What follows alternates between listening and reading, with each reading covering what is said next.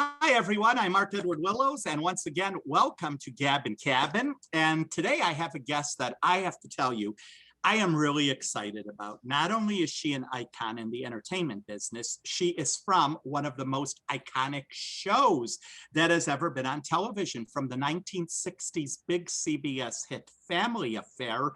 And I cannot believe this. I am talking to Sissy, Kathy Garver. Kathy, welcome to the program. Thank you very much. And I am talking to Mark. Oh boy. What an honor it is to be talking to you. And you know, before we start, I have to tell you this because we are going to touch base on all of this. Just listen to this, folks. Besides being Sissy on Family Affair, she was cast by Cecil B. DeMille in the film The Ten Commandments. She later provided the voice of Firestar in the animated television series Spider-Man and His Amazing Friends. She co-authored 5 books, lends her voice and talent to a lot of stuff, and married 40 years. Girl, we need to talk. How do you do it all? Well, and it's so interesting to me that all these things are kind of coalescing because it's a very celebratory year. So it is the 65th anniversary of 10 Commandments. Odd to me, Mark, because I'm 39.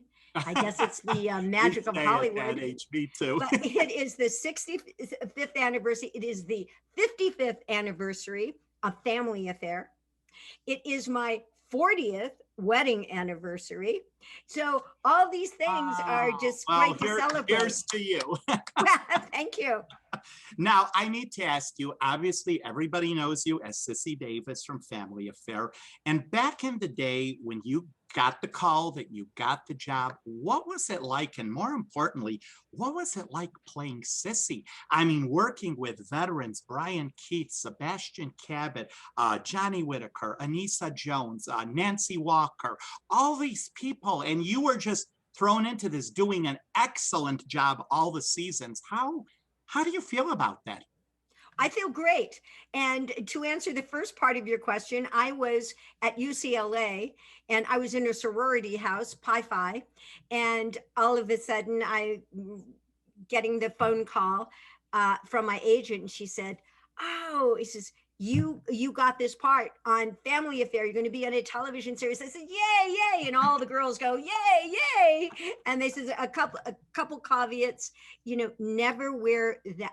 I did a screen test for them. They said, "Never wear that dress again, and never have that wig again." And I said, "That's fine with me." Oh, Mark, when I did this testing, you should have seen this dress. I look like Alice in Wonderland. It's like blue and white check dress and like this long blonde wig that we got from Max Factor. So they decided, well, she's okay, but hey, the hair and wardrobe's got to go. Now, when you were at UCLA, was this a dream of yours to be an actress, or did this sort of just all fall into place? Well, I had been acting or at least been in the entertainment business like you since I was 3 years old. And I was at the Meglin Studios where they discovered Shirley Temple, Ethel Meglin. And so I had been tap dancing and singing, and you had mentioned, and I have mentioned, the 10 Commandments. And that was one of my first movies. And I did that movie, and The Night of the Hunter. Did you ever see that with Robert Mitchum and Shelley Winters and Lillian Gish? It was it's one of the top horror films that's ever been, and I was a little girl in that, but I've been acting ever since. So, and you've been so lucky. Everything you do is so iconic. I mean, the 10 Commandments, this is something that every generation seems to know about. Now, getting to the 10 Commandments, I mean, what was that like for you back then, doing even that? Did you realize what you were doing? Well, I realized that this was a big adventure. I'm a Sagittarian. I'm always up for adventures. And it was like one of my first things that I did. And I was just hired for an extra. Who even knew what that was? And so I got the makeup, cold makeup, to make me look like an Israeli, and the harsh, coarse garb. And so the first thing I did on the movie was, and it was so exciting, I was around animals, which I love, was to be on this wagon train, and in this little wagon up on with a lamb next to me, and we're going out of town we are in the Exodus scene. So we're getting all set up, and I heard this big voice yell, "Don't let that little girl's face get in the camera." And I said, "Who's that? Is that God?" Because we were doing the Ten Commandments, but it wasn't God, but it was Cecil B. DeMille.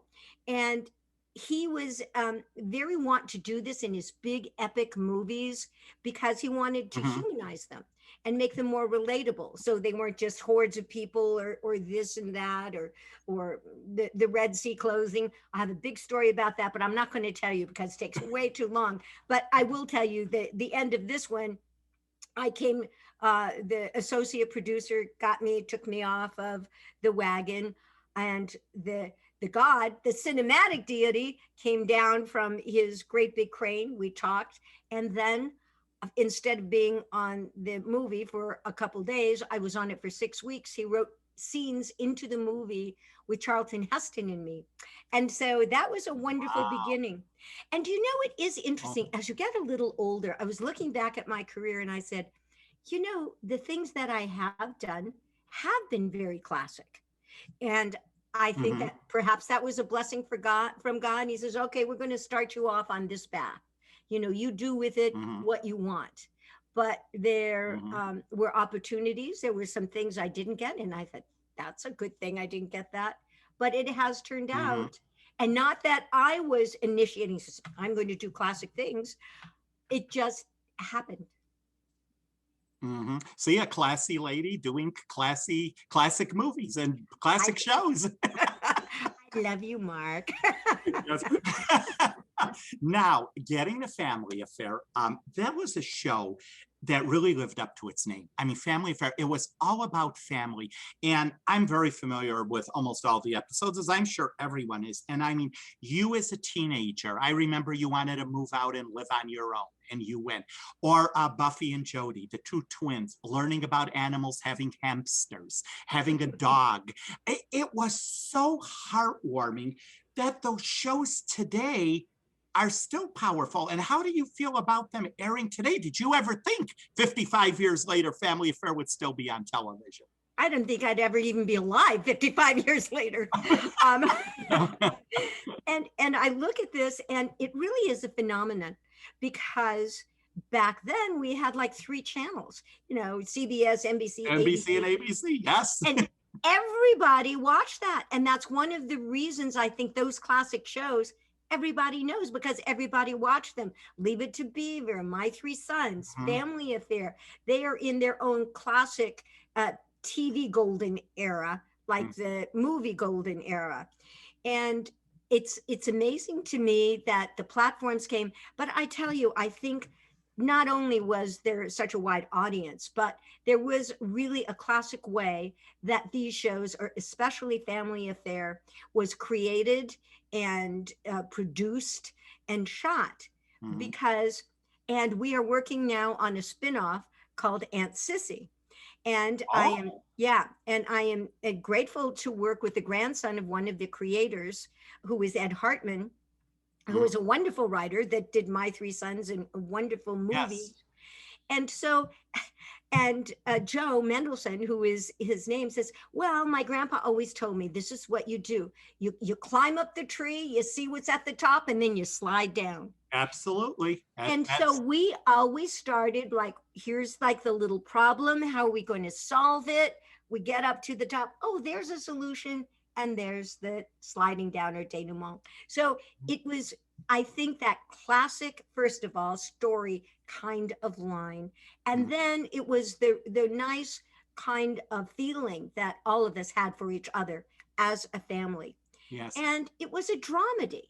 It was not a comedy, because there was this underlying twist where we were basically orphans. And this person who said, what do I do with 3 kids? And poor Mr. French, what do I do with 3 kids? I always remember that first episode, Buffy, Sissy, and Mr. French, I am a nanny. Yeah, right. Yeah. I always It remember that. was that heartfelt comedy and that kind of realistic kind of thing Sure. that was going Now, on. Kathy, with all your years working in Hollywood and doing all what you've done and comparing Family Affair, how do you think television today has changed? Oh my gosh. Do you have like 2 days? All night.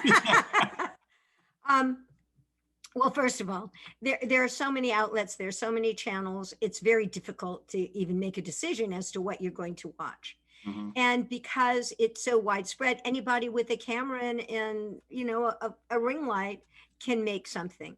Sure. So to break through and to really touch people and to get a good following is a whole different way of approaching arts, approaching TV.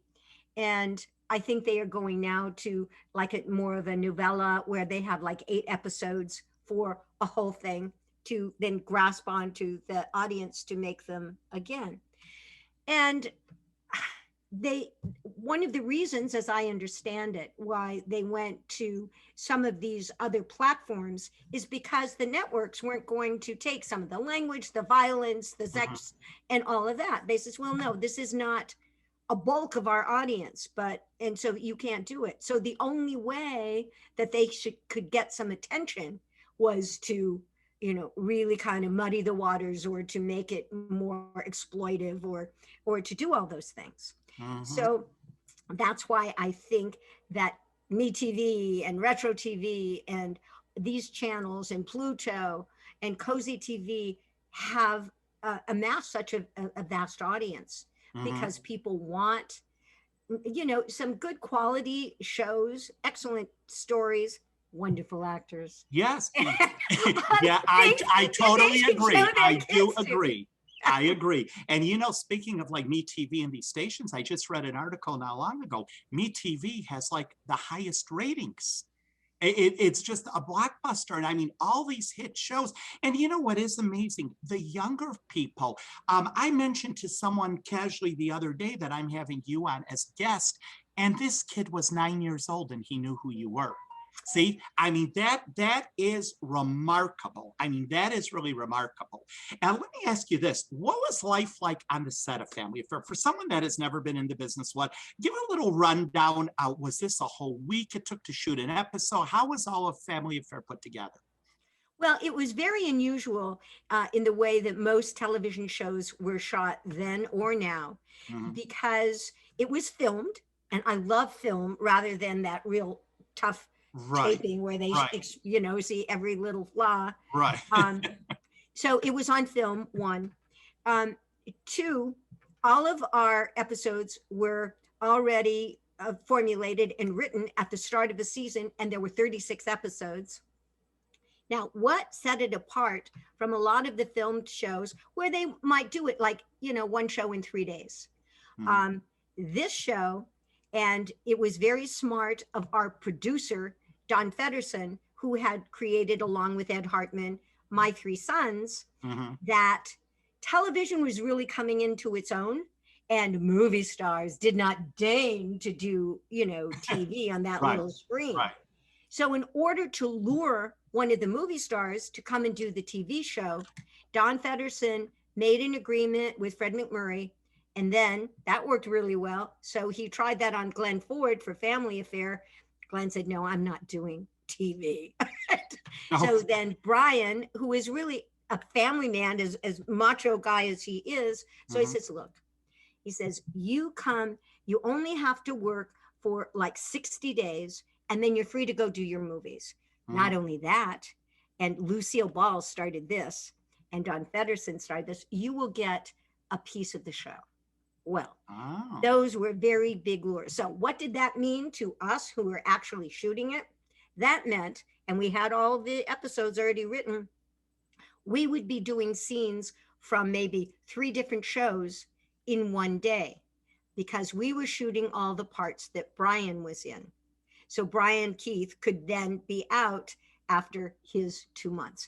And then we would pick up all the other scenes. It was a script supervisor's nightmare. I can imagine. Oh my Lord. So it was not shot in sequence at all. It was, you guys were just all over the place. I was always amazed when I would turn on the TV and then I finally saw an episode. Oh, is that what we were doing? And how they pieced it then finally together. And I know many, because I've talked to a lot of actors, and I know in the business when they shoot shows, they always say, will there really be an episode on TV? Yeah, because the way it's done, it looks like this is going to be one big mess. And it is amazing how everything comes out. Now, what was it like for you working? You were very young, of course, yourself, but working with the two little children, Johnny Whitaker and Anissa Jones. I mean, they were what, 5, 6 at the time? What was it like working with them, and how were they on the set? Well, Johnny was 6 and Anissa was just a couple of years older. And I am often called the workhorse of the show because here I was over 18. And so I could work like, from 8 hours, 10 hours, whatever. And the kids could only work like 8 hours and an hour for lunch, and 3 hours had to be spent in school. So, 4 from 8, they could really only work 4 hours.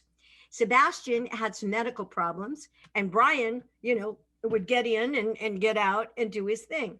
So I was essentially carrying the show in the fact that I was there, and I might be there at 6:30 in the morning, getting on my makeup, and then leave at 6:30 at night after I picked up a couple close-ups I'd done at the beginning of the day.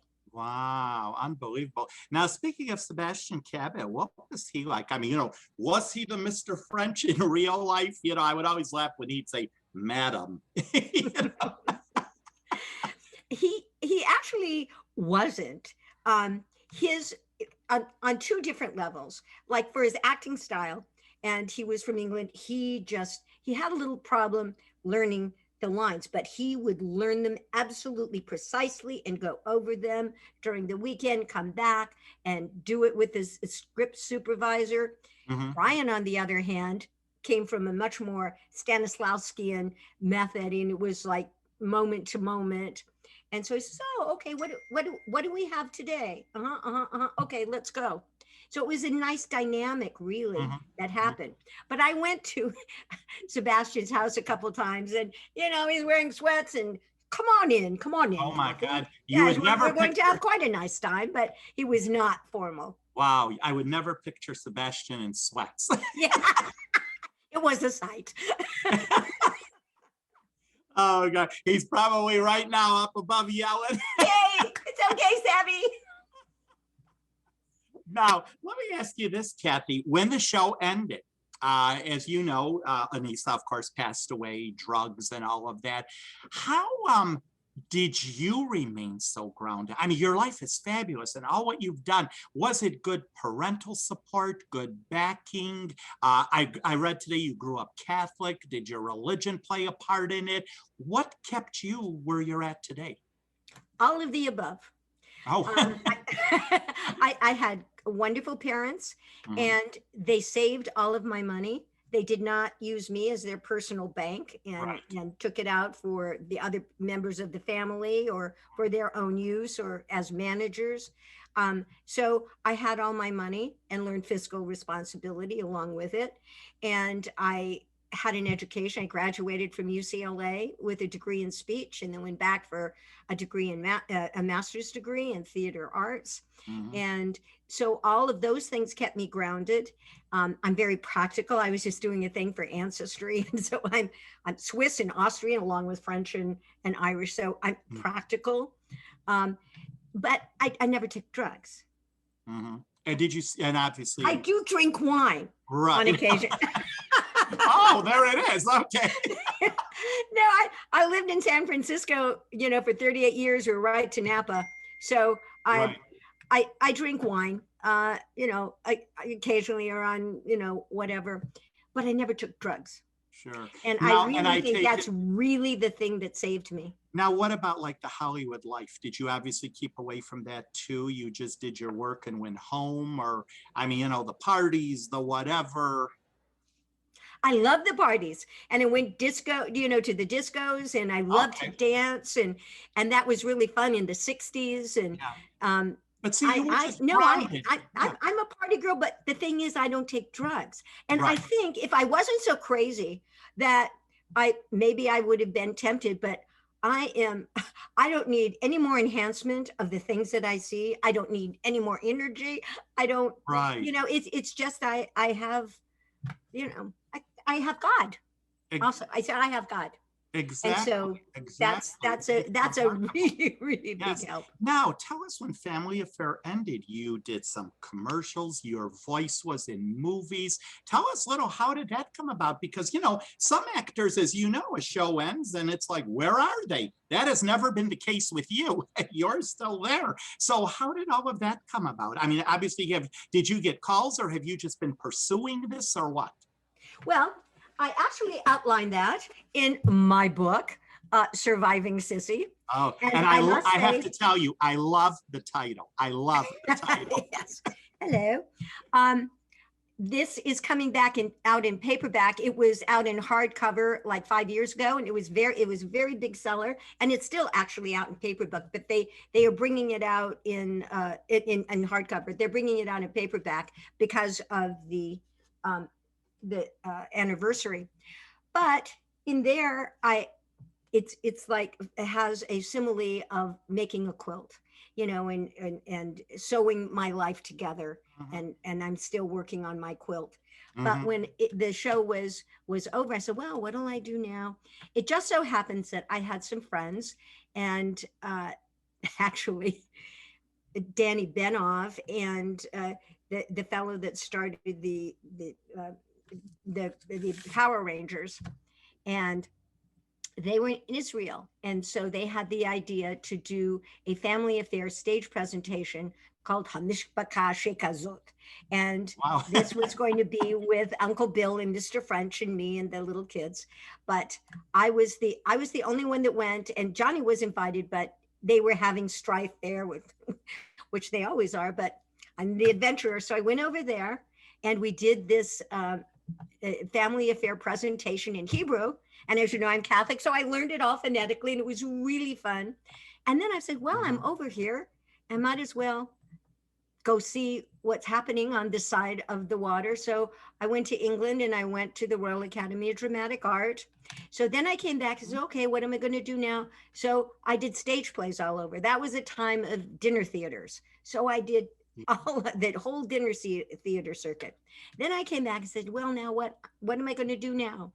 And so my agent asked me to go on a voiceover commercial. I said, what's that? What's a voiceover?